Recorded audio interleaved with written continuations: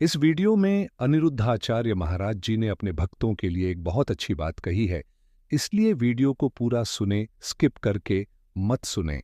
चाहे वो हमारी माँ हो, चाहे वो हमारे पिता तुल्य वृद्ध जन हो। आपसे मैं एक छोटा सा प्रश्न करना चाहता हूँ, और आप हमारे यहाँ जितने हमारी बहन और हमारी बैठी हैं उनसे भी पूछू रहा, उनसे भी कह रहा हूँ कि जब तुम 50 साल की हो जाना ना, तो मेरी ये बात आज की याद रखना, तुम्हारे बुढ़ापे में काम आएगी। एक छोटा सा प्रश्न हम आपसे करना चाह रहे हैं, आज्ञा हो तो? इजाजत है? ठीक ठीक। अब जो 50 साल के लोग हैं, 60 साल के हैं, उनसे आप ये बताइए, आपकी बेटी, आपका बेटा, बेटी बेटा है कि नहीं? आपका है, शादी भी कर दी होगी आपने, बेटे की भी शादी हो गई, बिटिया भी घर चली गई, उनके भी बच्चे हो गए। अब भैया जी, आप लोग मैया जी ये बताओ कि बेटी बेटे का विवाह कर दिया, उनका घर बसा दिया, उनको संपन्न कर दिया, अब ये बताओ कि आपका उस घर में अब काम क्या बचा है?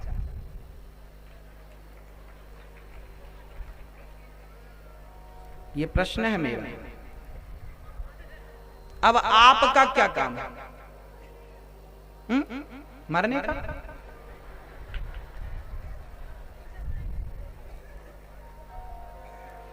बेटी चली गई, बेटे को पढ़ा लिखा के खूब बढ़िया बना दिया, बेटा हमारा कमा खा रहा है। अब हम किस काम के? हमने पैसा बहुत कमाया, बच्चों को दिया, पूजा करी, पाठ करी, भागवत सुन ली, गौदान कर दिया, साधु सेवा सब कर दी। अब शरीर बूढ़ा हो गया भैया, अब अपने आप को, अब तुम परिवार के लिए ना सोचो, अब अपने कल्याण के लिए भगवान के चरणों में अपने आप को लुटा दो, समर्पित कर दो। सही समय पर जाग जाना सही है, बाद में जागे तो क्या हुआ? अब पछताए होत क्या, जब चिड़िया चुग गई खेत, उठ जाग मुसाफिर भोर भई, अब रैन। 70 साल की उम्र हो गई, अभी भी तुम बच्चों में, परिवार में अपना मन लगाओ, तो आपके जैसा बेवकूफ, हमारे जैसा बेवकूफ कौन होगा? परमात्मा को पाने आए थे, अरे सब तो पा लिया, बेटी पाली, बेटा पालिया, पत्नी पाली, पति पालिया, नाम पालिया, शोहरत पाली, इज्जत पाली, धन पालिया, सब पालिया भक्तों। अब केवल एक कृष्ण को पाना शेष रह गया है, और वो मिल गया तो सब कुछ पाना सफल हो जाएगा, और वो नहीं मिला तो याद रखना, जो पाए थे वो बेकार हो गया, व्यर्थ चला गया। 99 रन हमने बनाए, बस एक रन नहीं बना पाए, तो शतक से चूक गए। उन 99 रनों की क्या वैल्यू है? एक और हो जाता तो क्या होता? 100 हो जाता, 100 हो जाता। उस एक रन की कितनी वैल्यू है, उस क्रिकेटर से जाकर पूछो। बस तुमने 99 साधन जुटा लिए, पत्नी, पति, पैसा, परिवार, पद, प्रतिष्ठा, जमाना, दुनिया सब पा लिया, 99 चीजें पाली, बस एक कृष्ण को पाना शेष रह गया। वो मिल जाएगा, शतक हो जाएगी। सब कुछ पाना, 99 रन बनना, सफल तब होंगे जब 100वां रन बन जाए। बस एक कृष्ण को पाना सब कुछ पाने के बराबर है। कहते हैं हाथी के पांव में सबके पांव आ जाते हैं, कहावत है। कृष्ण को पा लिया, सबको पा लिया। इसलिए उनको पाने का प्रयास आपने शुरू किया कि नहीं? अभी तक भोगों में लगे हो, अभी तक आपको बुड़ जाएंगे। इसलिए जो समय बचा है वो जमाने में ना जाए, वो भगवत प्राप्ति में खर्च हो। मैया जी, एक मैया हमसे बोली, गुरुजी हमारी बहू सुनती नहीं है, हमारा बेटा सुनता नहीं है। हमने कहा, मेरी मां, बहू को जो करना है वो करेगी, बेटे को जो करना है वो करेगा। बेटे को जीने दो, उसकी मस्ती से चलने दो, बहू को उसकी मस्ती से चलने दो। समझाना हमारा काम है, मानना ना मानना, चलना ना चलना बच्चों का काम है। आपने अपना धर्म कर्तव्य कर दिया, बच्चों को ज्ञान उपदेश दे दिया, अब चले ना चले उनके चक्कर में तुम टेंशन ना लो। बुढ़ापा बच्चों के लिए नहीं होता, ईश्वर के लिए होता है। समझा तो दिया आपने, अपनी बहू को समझा दिया, बेटे को माना नहीं माना, अब क्यों तुम पीछे पीछे उसके पड़ी हो? मेरी माँ अब छोड़ो उसको, राम के भजन में लगो। ये बुढ़ापा बिगड़ जाएगा ना तो 84 का चक्कर बिगड़ जाएगा। मानव तन की सार्थकता भगवत प्राप्ति है, याद रखना। समय बहुत कम है, बहुत कम समय है। हम तो सोते सोते समय गुजार रहे हैं, खाते खाते समय निकल रहा है। लड़कपन खेल में खोया, जवानी नींद भर सोया, और बुढ़ापा देख के रोया। अब पछताए होत क्या, जब चिड़िया चुग गई खेत। बुढ़ापा बड़ा दर्दनाक होता है। आपके आसपास कोई बुजुर्ग है कि नहीं? देखा कभी बुजुर्गों को? एक कदम बेचारे चल नहीं पाते, बिस्तर पे पड़ा रहना पड़ता है, वहीं मलमूत्र त्यागना पड़ता है। आज आप लोग, हम लोग जवान है ना, याद रखना हमें भी तो वहीं से गुजरना पड़ेगा। मैं आपको निवेदन कर दूं मेरी माँ, आपने सबके साथ अच्छा किया है तो विधाता आपके साथ बुरा नहीं होने देगा, और आपने किसी का कुछ बिगाड़ा है तो सजा तो मिलेगी। ईश्वर इसी रूप में, इसी जन्म में सजा देता है। इसलिए जरा संभल के रहना, किसी का बुरा सोचना भी मत, दिमाग में रखना भी मत। सुखदेव भगवान कहते हैं जिसको मरना हो जल्दी से, जिसको अपना कल्याण करना हो, उसे तो भगवान में मन लगाना चाहिए और जमाने से मन को हटा देना चाहिए। श्री सुखदेव भगवान कहते हैं भगवान बड़े दयालु हैं, कितना भी बड़ा पापी हो यदि लोग उसकी शरण में चले, भगवान की शरण में चले जाएं तो लोगों का उद्धार हो जाता है। भगवान कृपा करते हैं भक्तों। श्री सुखदेव भगवान कहते हैं जिसे भगवान को प्राप्त करना है उसे ज्यादा संग्रह नहीं करना चाहिए। उसे जमीन पर लेट जाने से काम चलता है तो पलंग की व्यवस्था क्यों करें? हाथ पे ही रख के खा लो तो बर्तन आदि का संग्रह करने की जरूरत नहीं पड़ेगी। इसलिए आप लोग बड़े प्रेम से भगवत प्राप्ति में अपना मन लगाओ, और कर से ही जो खाए उसे करपात्री कहते हैं। हमारे देश के एक बहुत बड़े संत हुए हैं स्वामी श्री करपात्री जी महाराज, शायद आप लोगों ने कभी नाम सुना हो, नहीं सुना? चलिए आज हम सुना देते हैं। स्वामी श्री करपात्री जी महाराज वो संत थे जो हाथों में ही जितना उन्हें मिल जाता था उतना वो हाथों में लेकर के, कोई बर्तन नहीं रखते थे, हाथ से ही खा लेते थे। कर मतलब हाथ, कर ही पात्र जिनके थे उनका नाम था करपात्री। आजाद हिंदुस्तान में सबसे पहले जेल जाने वाले संत हैं करपात्री जी महाराज। स्वामी श्री करपात्री जी महाराज को पहले 15 अगस्त 1947 को हमारा देश आजाद हुआ था, और उस आजाद हिंदुस्तान में सबसे पहले जेल में यदि किसी को डाला गया था तो जेल में जाने वाले संत का नाम था स्वामी श्री करपात्री जी महाराज। तो अब प्रश्न ये खड़ा हुआ कि उन्होंने कोई अपराध किया होगा जिसके कारण उन्हें जेल में डाला गया? हाँ, उन्होंने अपराध किया था। उन्होंने क्या किया था? उन्होंने गौ हत्या बंद करने के लिए सरकार पर दबाव डाला था और कहा था कि आप जल्दी से गौ हत्या बंद कर दीजिए। जब गौ हत्या नहीं बंद हुई तो स्वामी श्री करपात्री जी को वर्तमान सरकार इंदिरा गांधी जी थी, उन्होंने जेल में डाल दिया। बात ऐसी है, कभी इतिहास के पन्ने उलटना तो आपको मिल जाएगा। स्वामी श्री करपात्री जी महाराज के पास इंदिरा गांधी जी एक बार गईं और इंदिरा गांधी जी ने हाथ जोड़ के कहा, स्वामी जी हमें चुनाव जिता दो, हमें इलेक्शन में जीतना है, प्रधानमंत्री बनना है। स्वामी श्री करपात्री जी ने कहा था कि मैं आपको चुनाव जिता दूंगा, लेकिन एक शर्त है, तुम्हें गौ हत्या बंद करनी पड़ेगी। यदि तुम कर सको तो मैं चुनाव में अपने जितने भगत गण हैं सबको मैं बोल देता हूं, तुम्हारे प्रचार में लग जाएंगे।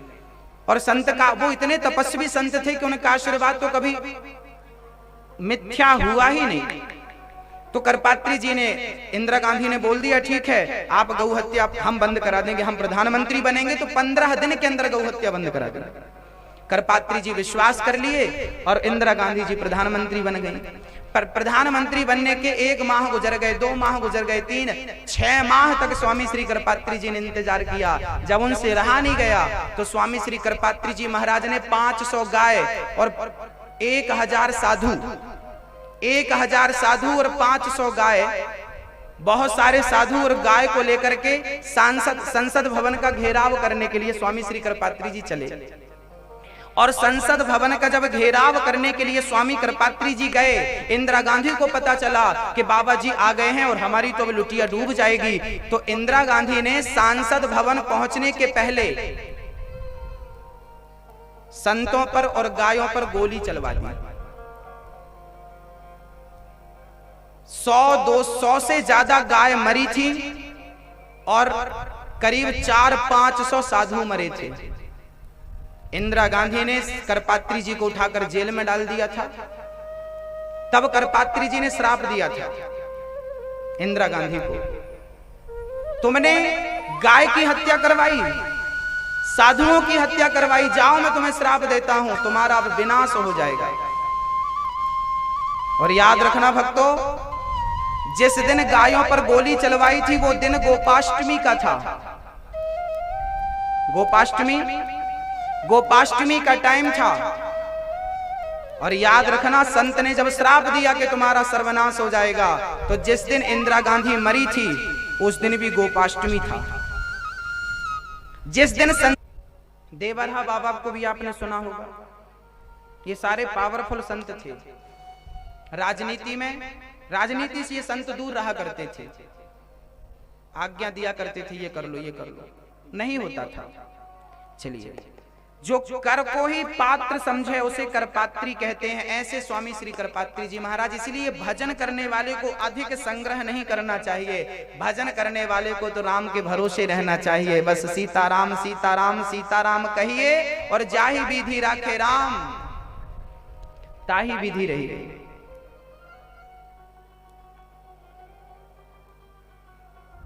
भक्तों, भगवान का स्वभाव बड़ा सुंदर है, ईश्वर का स्वभाव बड़ा सुंदर है। श्री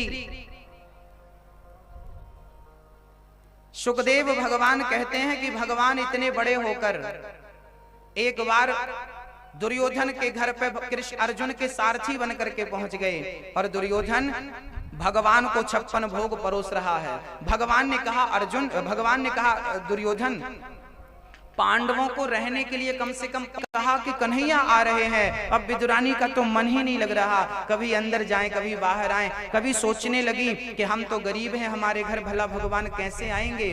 तब भगवान विदुरानी के घर, विदुरानी खड़ी थी, रथ से उतरकर नंगे पांव पैदल भगवान भगत के घर जाने लगे। विदुरानी ने देखा कि भगवान आ रहे हैं, दौड़ पड़ी विदुरानी और भगवान भी दौड़ पड़े। जाकर विदुरानी साष्टांग चरणों में गिर पड़ी। भगवान ने उठाकर काकी जी को अपने हृदय से लगा लिया और चरणों में गिर पड़े, मां आप मुझे प्रणाम ना करो। विदुरानी टुकुर टुकुर देखने लगी, सब भूल गई और बस कृष्ण को देखने लगी, प्रेम से निहारने लगी। कन्हैया ने कहा बाहर ही खड़ा करे रहोगी कि अंदर ले जाओगी। हाथ पकड़ा भगवान का, अंदर कुटिया पर ले गई। बिठालने को ना सोफा था ना राज सिंहासन था, गरीब थी, घास की कुटिया थी, भला भगवान को कहां बिठालती। अब भगवान क्या करते हैं जानते हो, एक उल्टी चौकी लाई और उल्टी चौकी में भगवान को बिठा दिया। भगवान ने सीधा भी नहीं किया, उल्टी चौकी पे जाकर बैठ गए। माँ बड़ी भूख लगी है, दुर्योधन का 56 भोग नहीं खाए और विदुरानी मांग मांग कर भगवान ने प्रसाद ग्रहण किया। हमें भूख लगी है, हमें कुछ खिला दो, हमें कुछ खिला दो। मैया जी थोड़ा सा आगे आ जाइए, पीछे भक्तों को जगह नहीं बची। आप आगे आ जाओ, मेरी माँ आ जाओ, आप लोग आगे आ जाइए। पीछे वाली मैया जो जगह बीच में गैप है ना, वो खत्म करो पहले तो। मैया जी आप भी आओ ना, मेरी माँ, ओ मेरी माँ आ जाओ।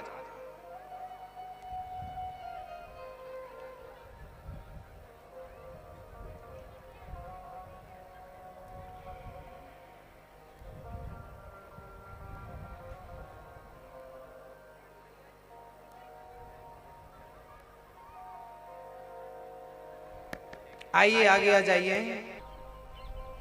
हुआ क्या, विदुरानी जल्दी से गई और विदुरानी ने जाकर के बढ़िया पके पके केले तोड़कर ले आई और केले ला ला करके भगवान के पास बैठ गई और छिलका छीलती गई। अच्छा, विदुरानी इतनी भाव विभोर हो गई थी कृष्ण को देख करके, भूल गई थी कि मैं क्या कर रही हूँ, अच्छा कर रही हूँ कि बुरा कर रही हूँ। छिलका छीलती जाती और फल को छिलका समझकर फेंकती जाती और छिलका को फल समझकर भगवान को देती जाती। और है मेरे भगवान, मेरे कन्हैया कि विदुरानी के छिलकों का भोग लगाते जाते, छिलकों का भोग लगाते जाते। अब देखो मेरी माँ, भगवान का स्वभाव कैसा स्वभाव है। भगवान का स्वभाव ऐसा है कि वो भक्त के छिलके भी प्रेम पूर्वक खाते हैं। अब बताइए, कोई बड़े आदमी को कोई छिलका परोसे तो कोई खाए? आपको हम छिलका दे दें खाओ, आपका तो मुंह बिगड़ जाएगा। भगवान प्रेम से सब कुछ स्वीकार करते हैं। पत्र पुष्पम फलम तोयम यो में भक्त्या प्रयच्छति। कोई कैसे भी खिलाए, भगवान ये गंदा हो जाएगा और मेरे गोविंद से प्रेम करोगे, हृदय पवित्र हो जाएगा, अंतःकरण शुद्ध हो जाएगा। आप लोगों ने अपने दिल में किसे बिठाया है? मैया जी, भगवान ने हाथ कितने दिए? 2। कान कितने दिए? 2। आंख कितनी दी? नाक छेद 2 है। हाँ, नाक में भी छेद 2, आंख भी 2, कान भी 2, हाथ भी 2, पांव भी 2। और तो ठीक है, अंदर किडनी अधिकांश लोगों की 2 ही होती है। अब सब चीज भगवान ने 2-2 दी है, ये बताओ दिल कितने दिए? दिल 1 क्यों दिया? दिल भी 2 दे देता। जब सब चीज 2 दे सकता था तो उसको दिल देने में क्या प्रॉब्लम थी? जानते हो क्यों नहीं दिया? अच्छा, मैं इसका पहले अर्थ समझाऊं आपको कि इन 2-2 भगवान ने हर चीज 2 क्यों दी है। काम तो 1 से भी हो सकता था। कारण क्या था सुनिएगा मैया जी। भगवान ने 2 आंखें इसलिए दी हैं कि एक आंख से तुम दुनिया को देखो, परिवार को देखो, एक आंख तो भगवान के चरणों में ही लगी रहे, एक आंख सदा भगवान के लिए रहे, एक आंख संसार के लिए रहे। कान 2 दिए हैं, एक कान से दुनिया वालों की बातें सुनो, दुनिया के लिए कान लगाओ, दूसरे कान को भगवान की कथा में लगा के रखना, सदा कथा सुने। हाथ 2 दिए हैं, एक हाथ से पत्नी, बच्चे, परिवार, माता पिता की सेवा करना और दूसरे हाथ से संतों की, गुरुओं की और ठाकुर जी की, मेरे गोपाल की सेवा करना। ये 2 हाथ दिए। 2 पांव दिए, एक पांव से संसार का काम करना चल करके, दूसरा पांव सत्संग के लिए, तीर्थ यात्रा के लिए सदा खाली रहे, हमेशा तीर्थ यात्रा सत्संग के लिए, पांव आपका धर्म कर्म के लिए, पांव आपका आगे बढ़ता रहे। अब हर चीज 2-2 दी है तो केवल इसलिए कि एक तुम संसार में लगाओ, एक हमारे लिए सेपरेट रखो, और दिल 1 दिया है। अब दिल 1 दिया है तो अब दिल में किसको बिठाएं, दुनिया वालों को कि भगवान को? आप बताओ किसको बिठाना है? अब दिल भगवान ने दिया 1। अब भगवान से पूछा गया कि प्रभु आपने ये 1 क्यों दिया? ये भी आपको 2 देना था ना, ये भी आप 2 दे देते। हर चीज तो आपने 2-2 दी है, इसमें क्या प्रॉब्लम थी? 2 देना था। भगवान बोले ना, जो दिल है ना वो केवल भगवान कहते हैं। जो आपका दिल है, जो आपका हृदय है, उस हृदय में दुनिया को ना बिठाना। दुनिया के लोग बैठेंगे तो आपके हृदय को, दिल को गंदा कर देंगे। दिल तो केवल कृष्ण के लिए होना चाहिए। मेरा कन्हैया आपके दिल में बैठे, आपके मन मंदिर में बैठे, आपके हृदय में, आपके अंतःकरण में बैठे। अब प्रश्न ये खड़ा कि यदि दिल में भगवान को बिठा लोगे तो फिर पति को, पत्नी को, बच्चों को, परिवार को कहां बिठाओगे? तो परिवार को कहां बिठाना है वो सुन लो। आपके पास दिल के सिवा और भी कुछ भगवान ने दिया है और उसका नाम है दिमाग। दिमाग है कि नहीं आपके पास? कभी एक पत्नी ने पति से कहा, सुनो जरा देसी घी ले आना और 2 किलो गुड़ ले आना। पति गए और आए, पत्नी ने बोला गुड़ और घी कहाँ है? ओ आपकी बात दिमाग से निकल गई। कहां से निकल गई? कभी कभी बात दिमाग से निकल जाती है। याद रखना, जो दिमाग में होता है वो निकल जाता है, जो दिल में होता है वो कभी नहीं निकलता। तो दुनिया को, परिवार को दिमाग में रखो और गोविंद को दिल में रखो। दुनिया निकले तो निकले, पर मेरा कृष्ण ना निकले। तो दुनिया को, परिवार को दिमाग में रखना चाहिए। एक बहू मेरे पास आई, गुरुजी सास ने गाली दे दी। कहां लग गई? बोले दिल में लग गई। अब दिल में लग गई तो फिर वो निकलेगी कैसे? इसलिए जो गालियां हैं वो दिमाग में रखो, अपमान है दिमाग में रखो। दुनिया के हर चीज को, पत्नी को, पति को, बेटी को, बेटे को, सम्मान को, मित्र को, परिवार को दिमाग में रखो और मरने के पहले दिमाग को खाली कर देना, सब डिलीट कर देना। दिल में कृष्ण रहे तो गति सुधर जाएगी, नैया पार हो जाएगी। इसलिए कचरे को मत भर लेना अपने दिल में। दिल केवल कृष्ण के लिए, दिमाग दुनिया वालों के लिए। एक हाथ संसार के लिए, एक हाथ कृष्ण की सेवा के लिए। एक पांव संसार के लिए, दूसरे पांव तीर्थ यात्रा सत्संग के लिए। एक आंख दुनिया वालों को देखने के लिए, दूसरी आंख मेरे कृष्ण को देखने के लिए।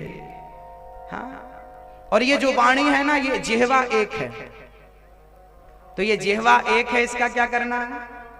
तो इस जिह्वा से राम राम जपते रहो। दुनिया महत्वपूर्ण नहीं है, भगवान बहुत अच्छे हैं। आपके प्रेम को भगवान ही समझ सकते हैं। जब भगवान कृष्ण जा रहे थे गंगा के किनारे, तो केवट से नाव मांगी, भैया केवट जरा नाव लेकर आओ। आज केवट ने राम जी के पांव घिस घिस करके धोए हैं। याद रखना, राम जी के पांव केवल 2 लोग ही धुले हैं। पहले तो थे जनक, सीता के विवाह में आपने पांव धुले।